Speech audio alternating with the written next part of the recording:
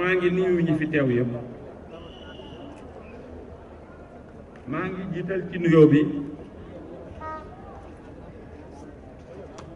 Serigne Mountakha Mbacké xalif général des Mourides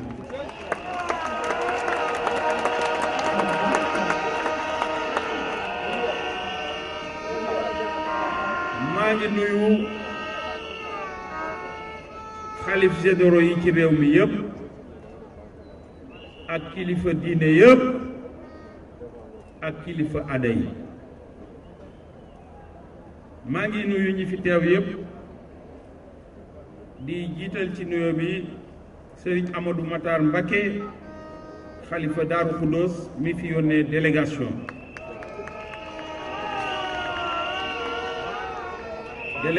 boobu Serigne Xaban Mbacké moo ko composé moom ak Serigne Cheikh Mbacké Ofli maa ngi nuyu kilifa yi jóge Touba yëpp maa ngi nuyu chef de parti yi ñëw yëpp mënuma lim ñëpp maa ngi leen di gërëm ak ñi nga xam ni dama bokk ak ñoom front ñu bokk di liggéey pour jële fi Macky Sall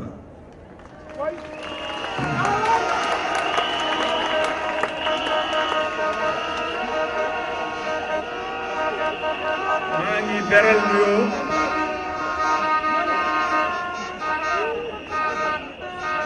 ngi beral nuyoo ñi nga xam ni maag ñoom ñoo bokk parti bi muy jigéen ñi ak góor ñi maa ngi nuyu responsable parti bi yépp itam maa ngi nuyu sëñ Ismaïla Mbacké également doomu sëriñ Modou Abdou Khadir sama sëriñ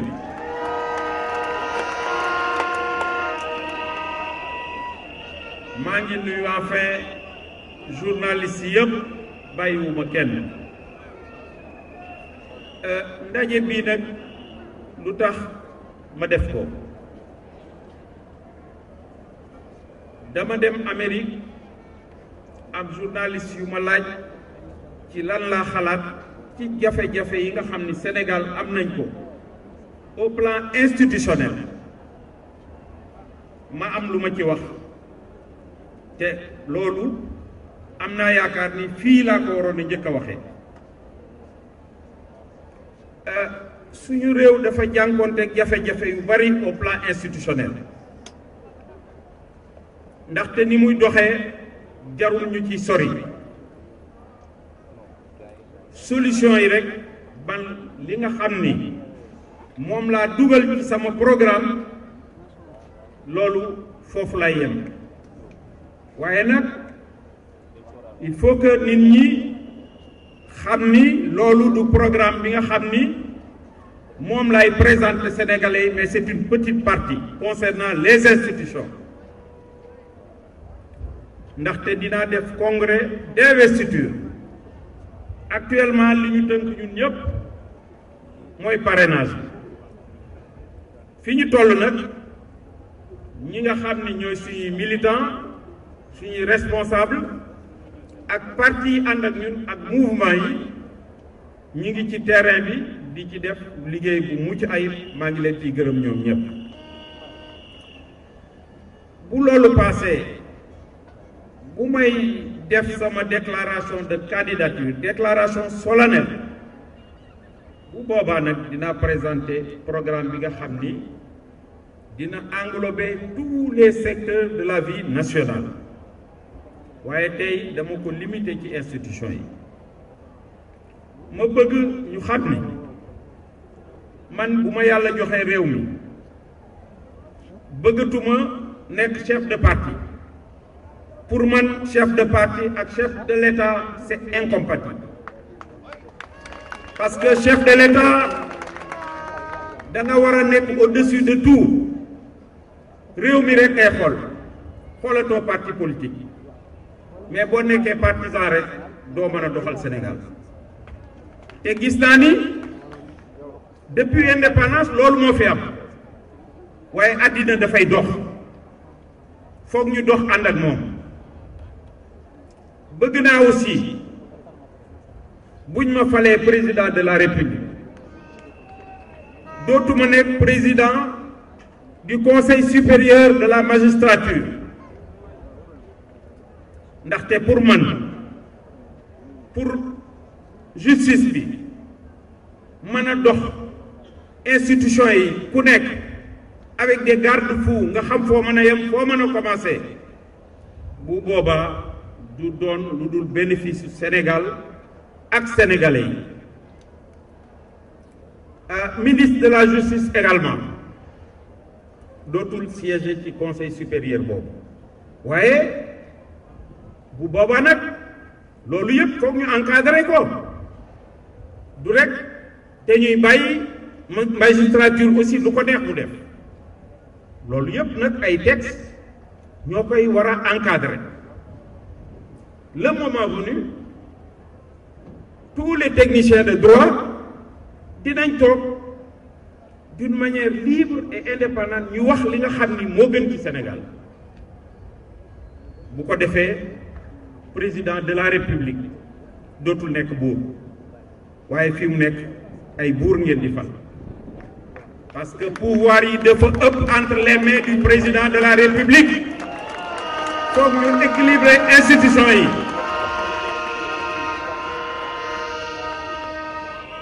bu ko defee justice mën a doxal liggéeyam président tam mën a doxal liggéeyam ndaxte situation yi xew jarul ma ci dellu si c'est pas l'objet xam nga am na yoo xam ni dafay mel ni defal lii jàppal kii tëjal kii bàyyil kii moo fi am bu boobaa nag loolu dootul am loolu dootul am il faut ñu fexe ba Sénégal bii di ñëw nekk beneen Sénégal bu loolu weesoo corps de contrôle yi ngeen ni mu tëddee léeg-léeg ngeen dégg suñu mbokk journaliste yi ni rapportu OFNAC wala rapportu CENTIF wala rapportu Cour des comptes am na yu ci nekk kenn du ci wax dara bëgg naa corps de contrôle yooyu aussi ñu jox leen seen autonomie ba nga xam ni ñoom itam ñooy xool ni fii kat war naa dem xool ko su ko defee buñ ko xoolee su jaaree yoon xayrul ñu ni diw kat xool nañ ko waaye liggéey na bu liggéeyul nag ñu am droit jébbal ko procureur bu boobaa procureur tam ministre de la justice mënalu ko dara am na yaakaar ni daal bu ñu bëggee liggéey Sénégal avenir am jaar ci yoon am na yoo xam ni mënuñu ko négocier loolu du ñun ñëpp a ci yem ñun ñuy def politique bu ñu bëggee avenir Sénégal tegu ci yoon am na principe yoo xam ni foog ñu d'accord corps de contrôle yooyu donc bu ñu fexee ba ñu am seen autonomie di liggéey lu baax lay doon du tere nag président aussi bu leen soxlaa ñi leen demal seetal ma telle société nationale wala demal seetal ma fii wala feneen corps de contrôle yooyu foog ñu jox leen ay jumtuwaay yu mat ñu mën a def seen liggéey soom ñu mettre leen dans de très bonnes conditions ñu mën a dox seen liggéey correctement loolu aussi yaakaar naa ni ci li doxal réew mi la bokk waaye ni mu tëddee wax dëgg yàlla man bëgg naa loolu ñu réformer ko am na yoo xam ni tam en matière d'élection war nañ ci wax war nañu fexe ba rassurer tous les secteurs en processus électoral boo xam ni amatul kenn dootu ko compte parti politique société civile journaliste sénégalais ñëpp d'accord ci ni lii mooy li gën ci Sénégal bu ko defee élection yi jaar ci yoon mode d'élection yi également dëgg yàlla man ni ma ko gisee pour man war nañ ko seetaat également pour intérêt Sénégal xam ngeen ni parti def liste rek bind Massamba Mademba ba mu nekk 60 liste départementale ñëw nga rawee benn nit rek raw gàddu loolu aussi war nañ ko seetaat pour l'intérêt du Sénégal war nañ ko seetaat mooy la même chose pour les élections locales man yaakaar naa ni sax dans ce domaine-là war nañu dem ba nga xam ni bu ñuy voté fii Dakar war nañu xam ni diw moo war a nekk maire de Dakar mais on fait une liste on ne sait pas qui sera le maire demain loolu du démocratie loolu aussi war nañ ko seet ci réforme yi ma bëgg a engagé ci la bokk am na yoo xam ni tam foog ma wax ci mënuma wax rek ci institution yi waaye du ma ci dugg du ma ci sori lu mel ni santé lu mel ni éducation ak agriculture dafa nekk secteur yoo xam ni bu doxul dara du dox yooyu secteur mën nañu yóbbaale lu bëree bëri am na lu ma fàtte sax léegi mooy révision constitutionnelle président bu ñëw selon les intérêts circonstanciels nga def ay révision constitutionnelle loolu tam war nañu encadrer constitution bi ba nga xam ni am na yoo xam ni waxuma ni du ñu réviser parce que constitution niñ koy waxee du alxuraan du bible c'est vrai mais ñu encadrer ko ba nga xam ni am na yoo xam ni boo koy réviser dafay nekk référendum am yoo xam ni nag mu am un consensus fort national ba yooyu moom kenn dootu ko mën a laal loolu aussi ci réforme yi nga xam ni bëgg naa ko engagé ci la bokk lu mel ni éducation yaakaar naa ni at yi li xew ci njàngale mi doy na waar am naa ci xalaat nag mais c'est pas le moment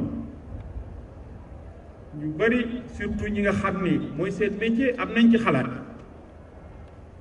foofu bëgg naa ñu def ay concertation nationale waxtaan tous les acteurs bokk ci sans tabou ñu jéem a régler problème mais maa ngi jël engagement boo xam ni envers les enseignants man bu ma yàlla falee engagement boo xam ni ki ma wuutu jëloon na ko wala man ma jël ko dinaa ko respecter sur l'honneur waaye je ne peux pas comprendre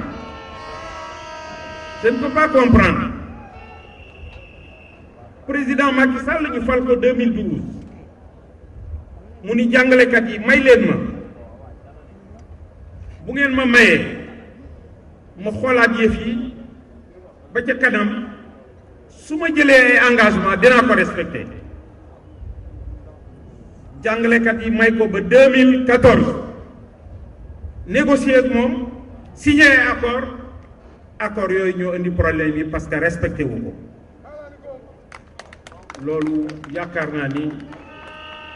nit ku respecter sa parole parce que respect de la parole donnée est sacrée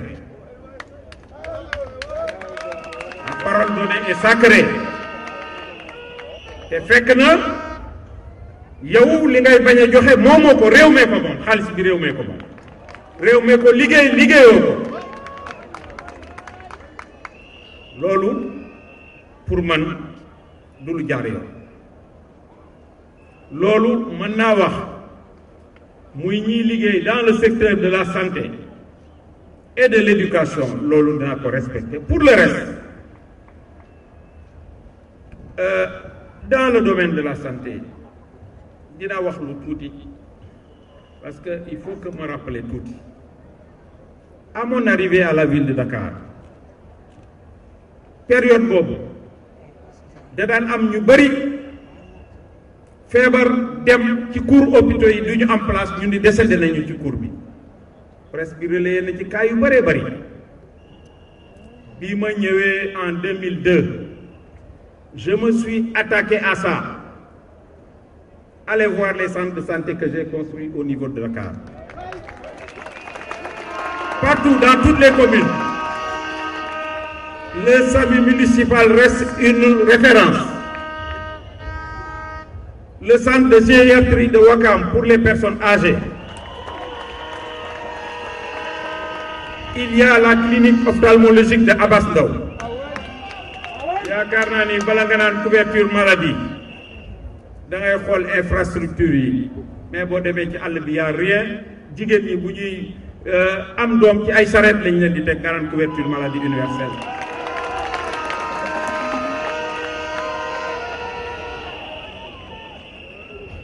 loolu dafa nekk loo xam ni lu doy waar la dans ces secteurs muy éducation santé agriculture santé ak éducation dinaa ci joxe sama xalaat ci congrès d'investiture bi may def au mois de janvier parce que ci lay joxe programme bi nga xam ni moom lay proposer Sénégalais yi mais war nañu fexe ci agriculture nag ba kenn dootul dépendre ci sa taw bi rek je crois que toutes les études montrent que le sous-sol de notre pays regorge d'eau. Nous sommes le Sénégal et le Cameroun sont les deux pays africains où il y a le plus d'eau dans leur sous-sol et c'est prouvé.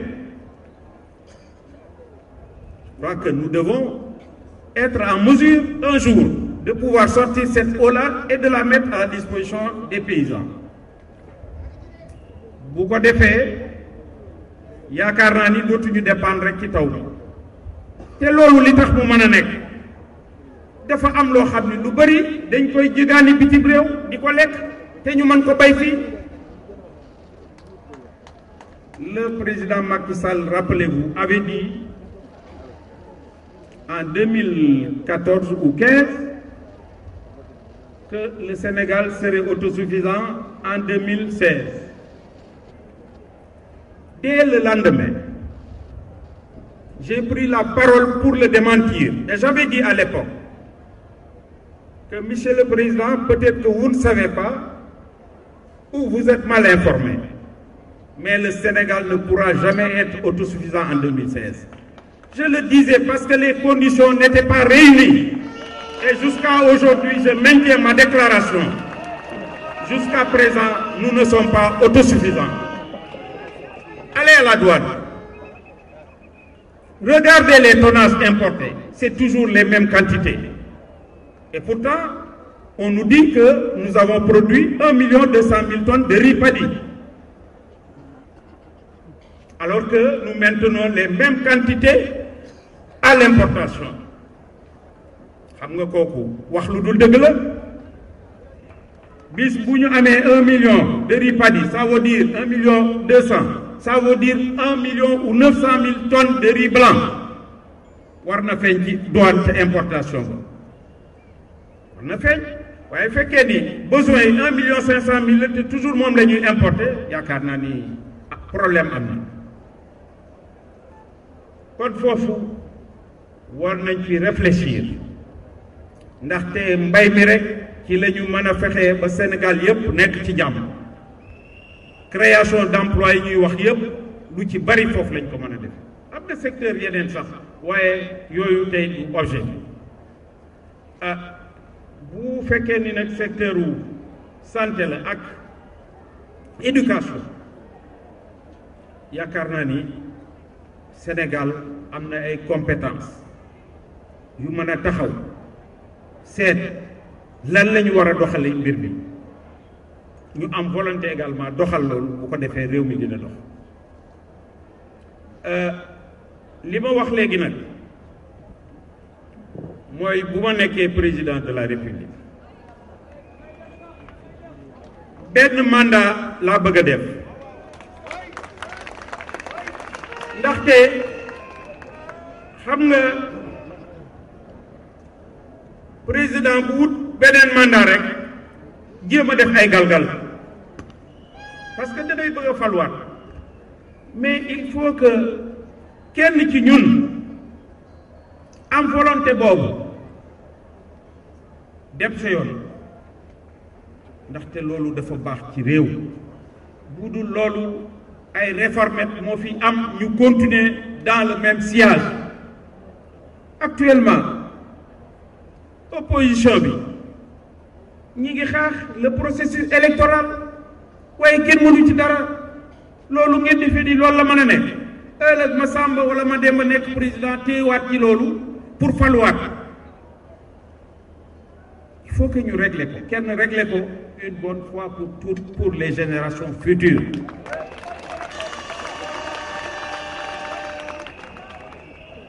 kon loolu lu war la lii daal ci gàttal moom laa bëggoon a xamala Sénégalais yi ñu jéem a xalaat réew mi liñ fi war a soppi Sénégal kenn ëppale wu fi sa morom kon nag ñun ñi politique ak yéen ñi dul politique yëpp benn lañu waaye ñun ñi politique nag ñoo jël engagement ni dañoo bëgg réew mi dox te am naa yaakaar ni li ma wax fii day doxal réew mi ëllëg bu ko defee ku nekk liggéey bu ko defee man de bu ma falee benn directeur ñu audité ko deful lu dul noonu wax dëgg yàlla dina xam ni mënuma ci dara mu dem défendre ji devant la justice loolu foog ñu egg foofu teg yoon réew mi ci yoon waaye bari na ay yoo xam ni daal neexul waa réew mi te kenn jéemu ci dara lii daal ci gàttal moom laa bëggoon a bokk ak yéen waxtaan tey maa ngi gërëm ñi fi teew yëpp maa ngi gërëm Omar Sarr dafa tardé moom ak maître Sall ak Mamadou Diop Decroix ñoom ñëpp ñun ñoo bokk xeex bi benn lañ ñoo bokk front bi lépp lu ñuy def ñoo ko bokk ñoo koy defandoo waaye nag du tere ñu wut ay stratégie yoo xam ni danañ fexe ba yóbbu deuxième tour Macky Sall daaneel ko